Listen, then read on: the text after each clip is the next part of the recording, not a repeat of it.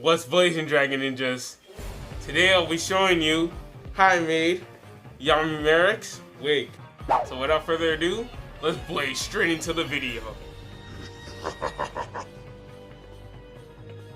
Alright, so starting off, we have the triangles, which consists of the whole wig.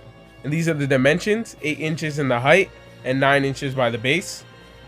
And here I'm just trying to show that I cut the specific spots of the triangle there just to demonstrate that I want to add a curvature and uniqueness to the actual hair and give it more depth rather than it just being straight pointing triangles or cones.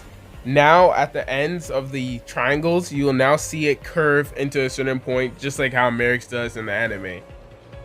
Okay, so here's how I started. So you can see I have the main cone in the middle. That cone does not have any augments at the base, but the other two beside it have triangle cuts to make it fit deeper within the main cone in the middle, giving it a crown look. Also can't forget about the top of the cone, how it has the curvature like I said before, and how it gives it more depth and not just it being straight pointing cones. Now here's a picture of me adding another cone, but this time the triangle cut is deeper, making it fit better and not be too spread far apart. And here's the completed front of the wig. Now after completing the front of the wig, I now start with the first piece of the back of the wig. The first piece of the back does not have it glued all the way around, making it a cone. I only tape the top so it still opens up the bottom a lot. This will lead on to the next part. And here are the pieces that fit at the back of the wig. Now leaving that spot open gave a lot of space for the other part to glue in easily. The other pieces that followed up were just wedged in there and glued. There was no issue there. And that's how it looks like.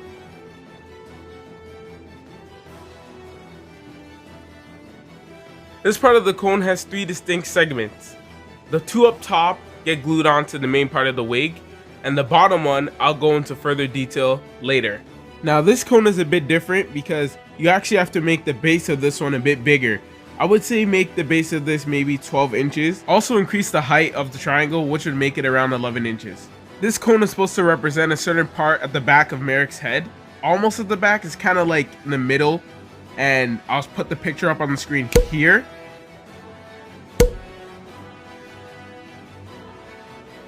And this is where it goes. Alright, now the flat pieces. The flat pieces are the pieces that will go at the back and will be one of the last pieces of EVA foam you'll apply. This is simply done by obviously just forming a cone and then pushing the cone against the other side of it and making it flat.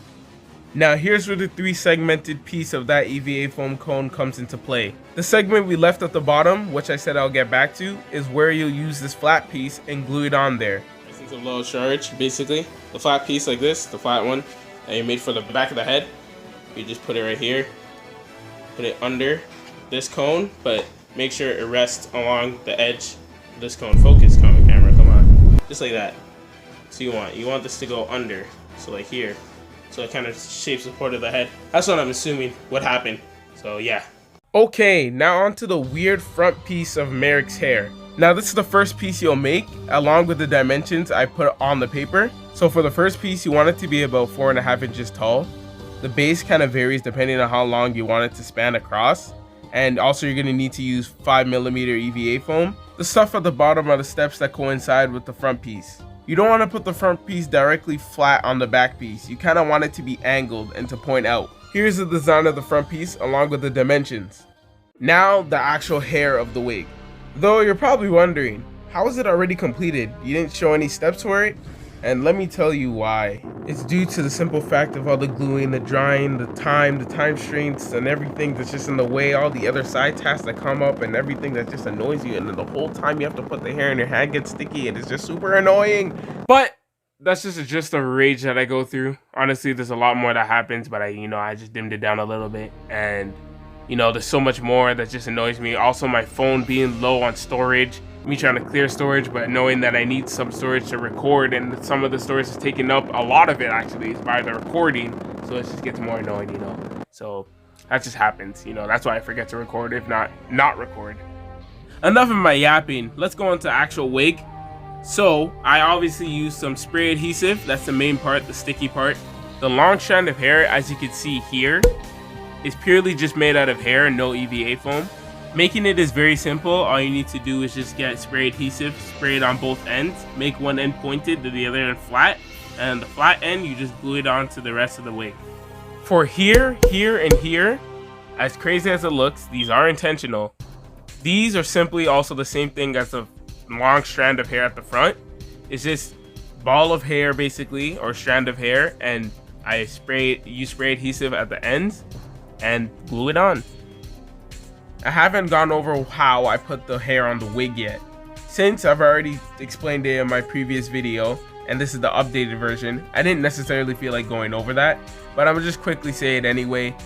Definitely, before you do that, check out the previous video for obviously more info and like better info on the actual process. But it's simply just getting hair, spraying it with spray adhesive and waiting until it dries. And then while it's done drying, you're gonna have like a weft of hair, and with that weft of hair you put it on the wig and you spray it again, and that's it.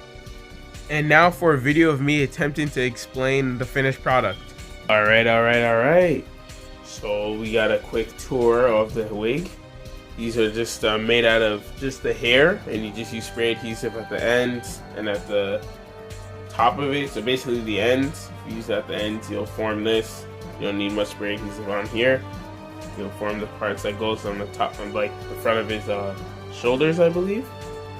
And obviously we got our spikes. The front spikes are just consecutive cuts, big triangle cuts along this part into the main big triangle here. And you kind of form a crown. And then behind it, you can see here a little bit, simply just a triangle cut in here, giving the space for the other cones to form. It's kind of a bad description, but you know I'm trying. This was supposed to light up, but the thing broke, unfortunately, so we move on from that. And it's pretty much the breakdown of all this. You can see the inside. You can tell that it's just a whole bunch of cuts to form the triangles. I obviously thought of a better idea now, that I might just form like a semicircle around somebody's head, and then you build the triangles on top of it. So maybe like you can always get a perfect fit every time. But I'm still afraid that it might not fit snugly. But hey, that's just an idea, and obviously, hopefully you guys can further expand upon it. This is the final product, and yeah. I was finally able to add the glowing eye with the LED filament strip. Obviously, I think I explained it in my previous video. It's just attached to a battery, and the battery contains a 9-volt battery inside.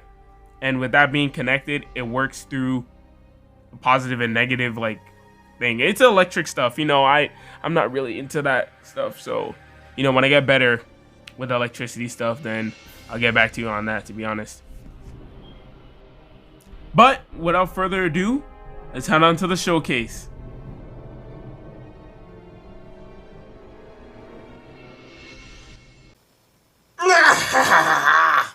Pharaoh, I challenge you to a shadow game.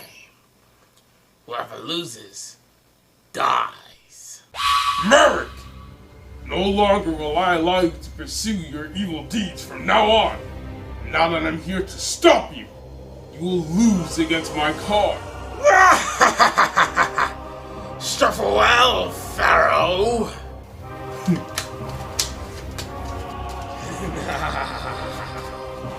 Marik, this will go on no longer!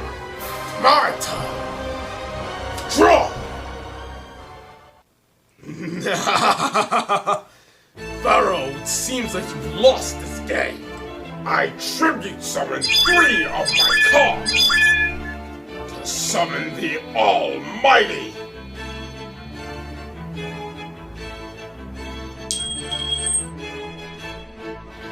Ha! Winged Dragon of Ra!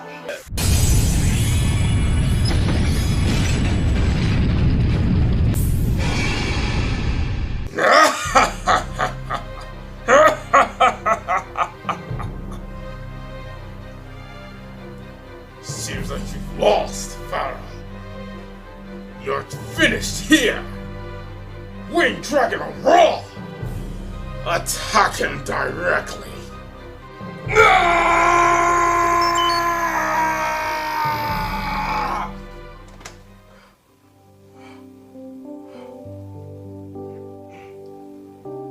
This duel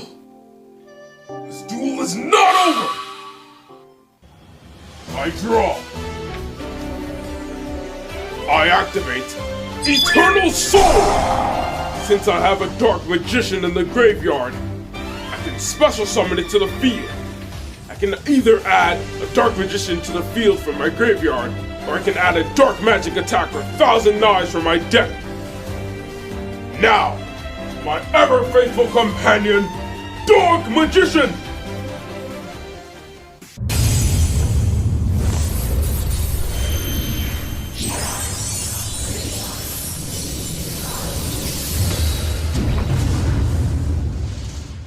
With 3 monsters on the field, I can now summon an almighty power. Come out, my Egyptian god, king of the skies, Cypher, or Osiris, the Sky Dragon!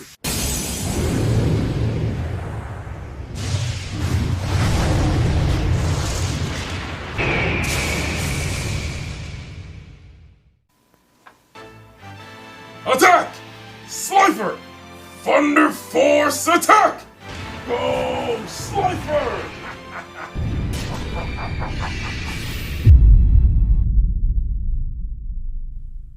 I hope you guys enjoyed the video. Be sure to burn the like, subscribe, and burn bright, Dragon Ninjas.